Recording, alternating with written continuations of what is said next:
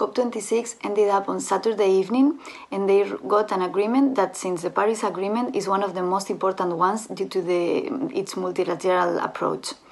The poorer countries are not that happy with this agreement. The rich countries and the most polluted ones are very happy with it.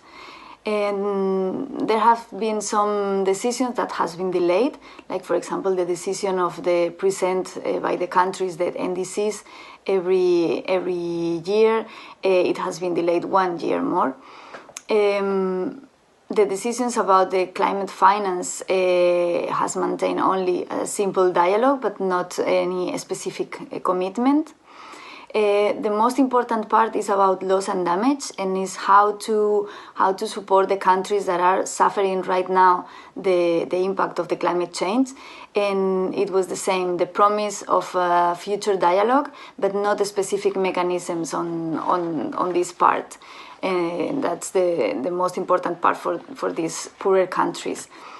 About just transition, as unions, we can be satisfied more or less.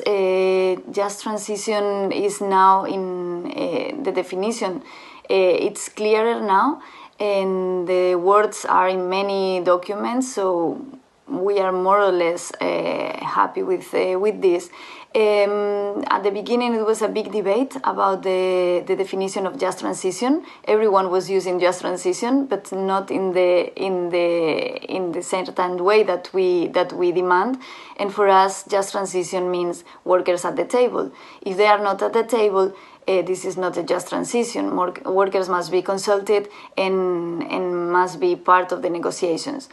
Now some countries, mostly the African countries, are demanding or are positioning themselves with this definition of just transition in order to demand a climate finance.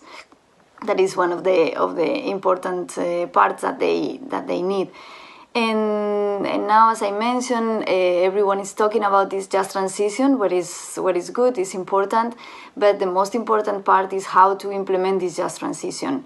Now we need to support the countries to give them the tools in order to implement this just transition. We are going to read carefully the documents during the following days, and we will come back to you with more information about how these decisions taken in the COP26 are going to impact in our affiliates in the industrial sectors.